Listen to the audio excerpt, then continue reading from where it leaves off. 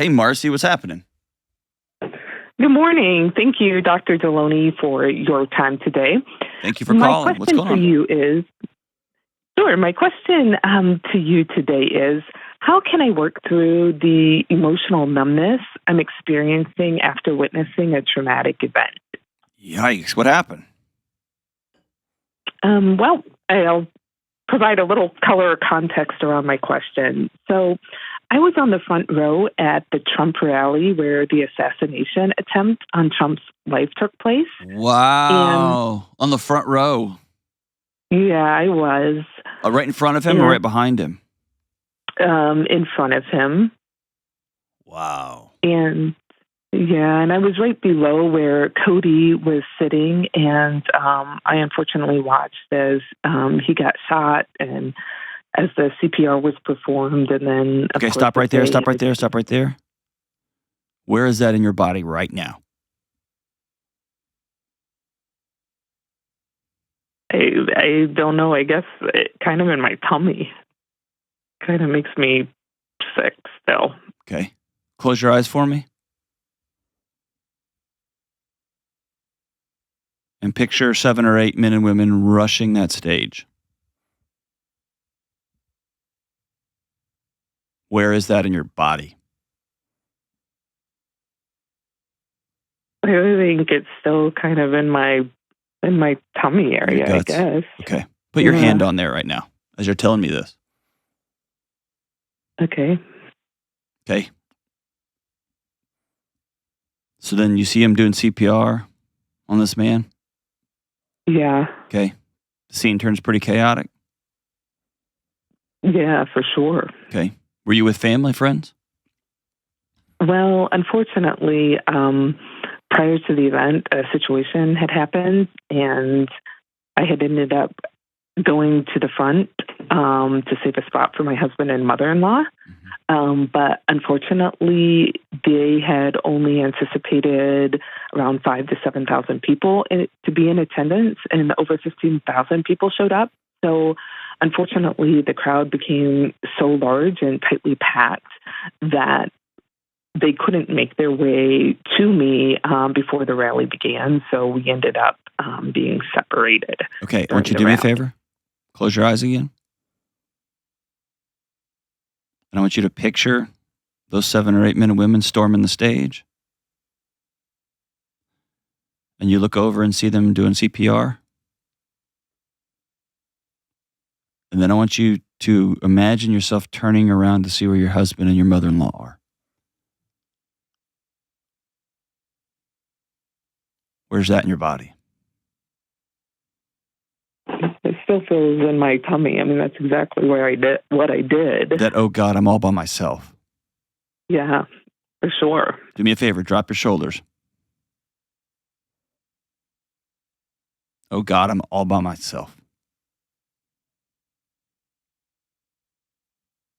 Is that in your guts? Yeah, for sure. Okay. Take a big, deep breath. Let it out. Okay, then what happened?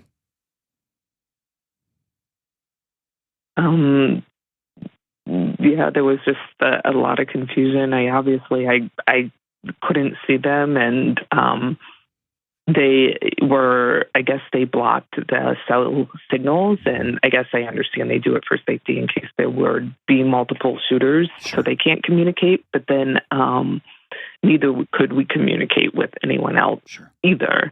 So, I was immediately calling, texting, and, there was just no way that I could get through to them. Yeah.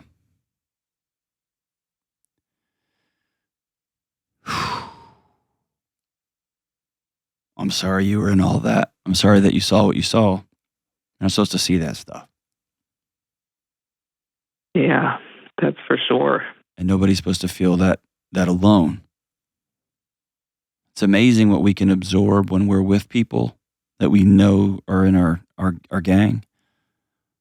It's extra terrifying when you see that, when you experience that, and you feel the chaotic. The words that we used to use in the crisis world is when something sets off, and you look around and you got no gang. You're on your own. Yeah, that was definitely the feeling for sure. Can I ask you a personal question? Sure. When you finally got reconnected and you got home, or let me ask you this, over the past month or two, how much news coverage have you watched of this? YouTube coverage, social media coverage? Yeah, I've watched an awful lot of it. I really have, because in some ways, I've never been under live fire before. Sure. Most like people in America haven't, right? Yeah, that's probably true.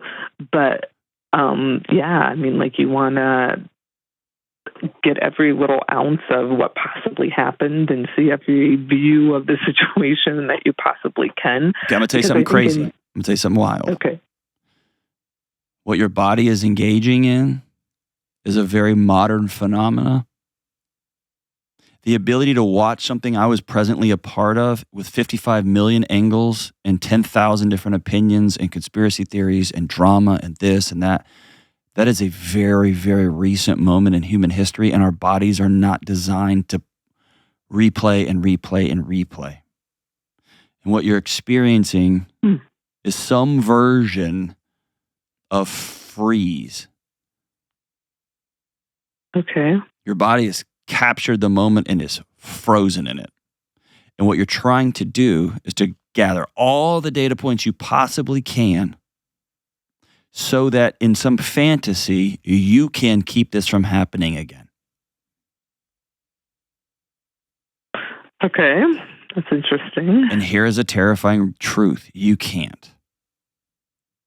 None of us can. In our current world, if somebody wants to hurt a whole bunch of people, by and large, they can. And that is a new terror for those of us in the United States.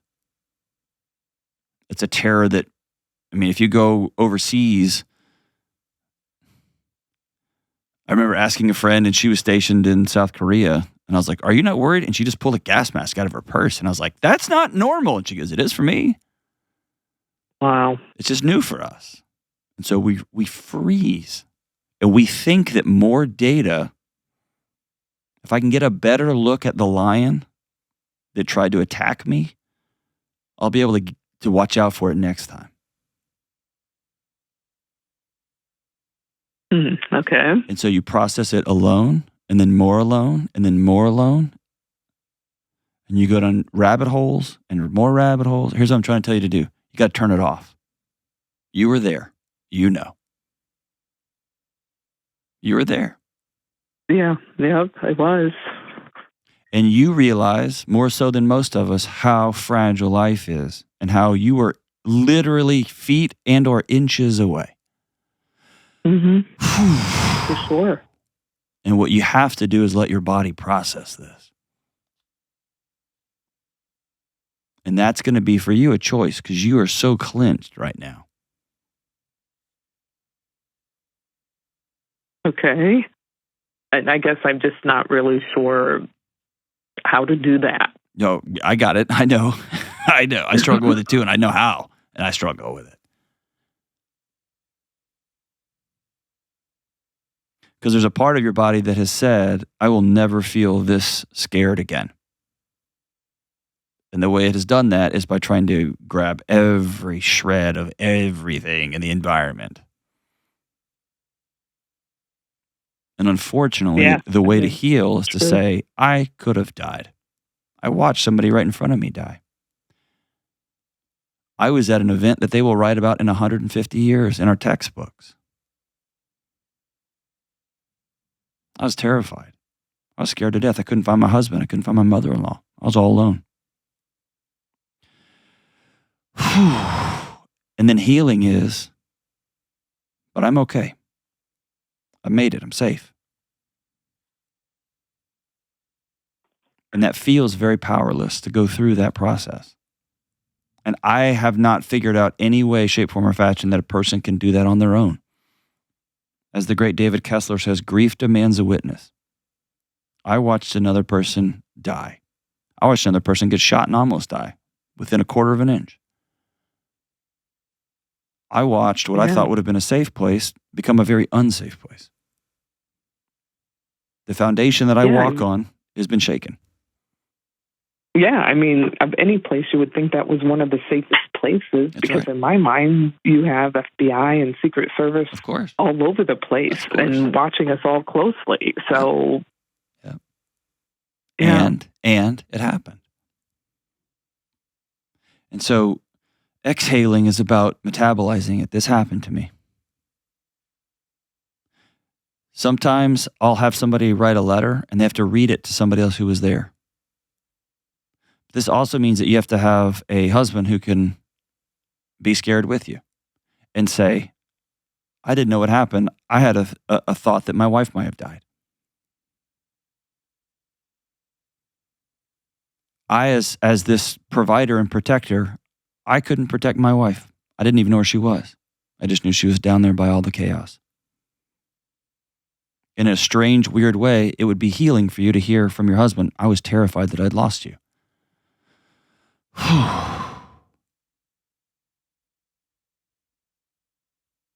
Processing this type of trauma comes from, and this goes counterintuitive, comes from vulnerability. It comes from saying the truth out loud and being heard.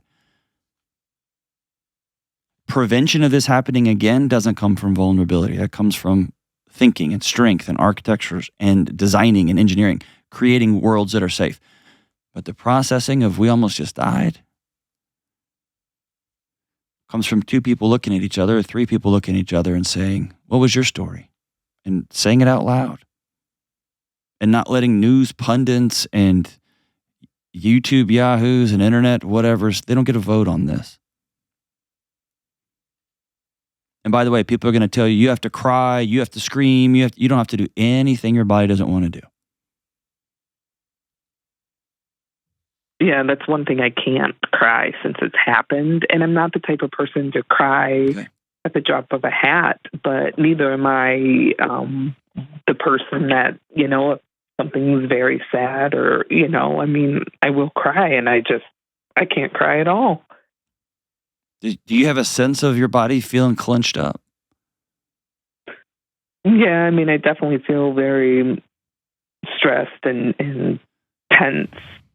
Yeah. Like I can feel it all in my muscles, I feel like. Yeah.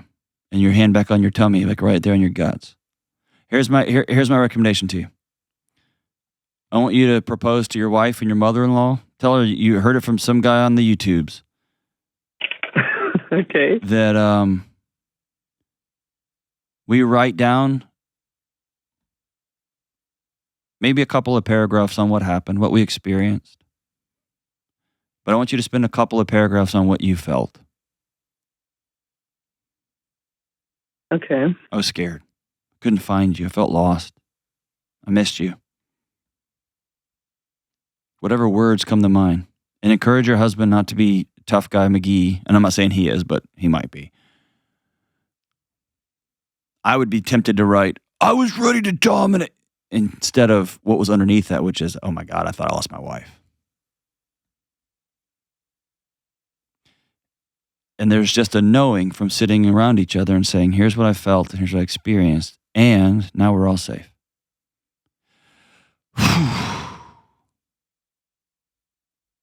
And the goal is to let your body unclench.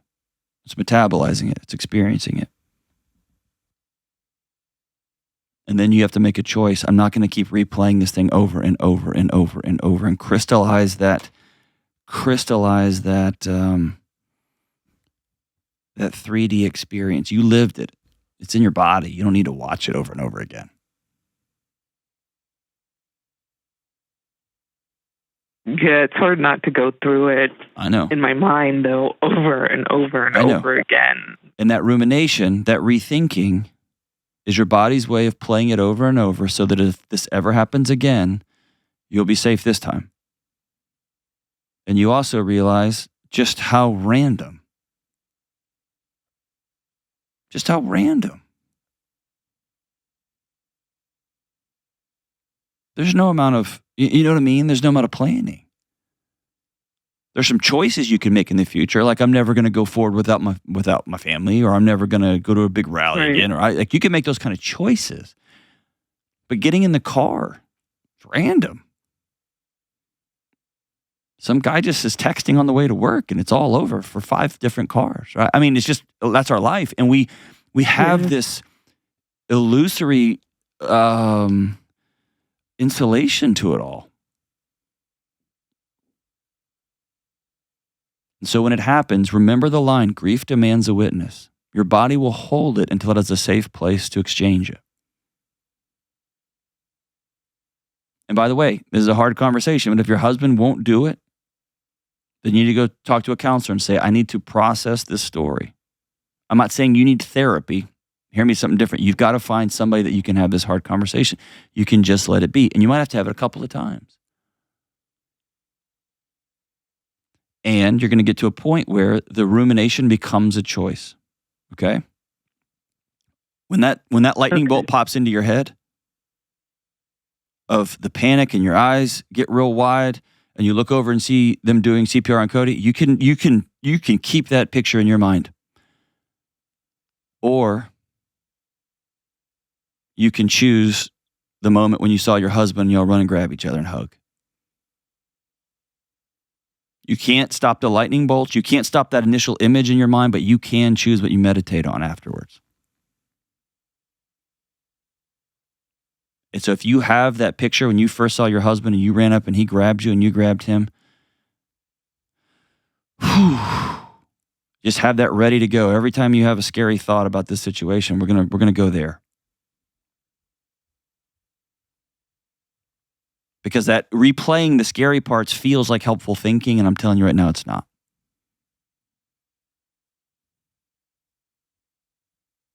How does that all sound?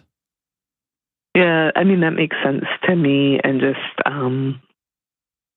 I guess, just the thought process that I can control my thoughts. Like I can't maybe control the first thing that pops into my head, but just choosing not to think about it or just... No. Don't not think about it. That's called burying it. Or here's the language. You bury it or you compress it way down. What's another word for compress? What do you do with kind of stuff it down in? Yeah. Push it down. You take a popsicle stick and you put on your tongue. What do they call that when you mush it down? I'm not sure. You depress it. You depress. Yeah. Depress. We're not going to do that. We're not going to depress it down into our body. We're going to find somebody who's safe and we're going to say it out loud. When that thought pops in our head, we're not going to get out of our thought head, which by the way reinforces it. We're going to replace it. Okay. With, oh my gosh, I see him. And I go running and we grab each other and we hug.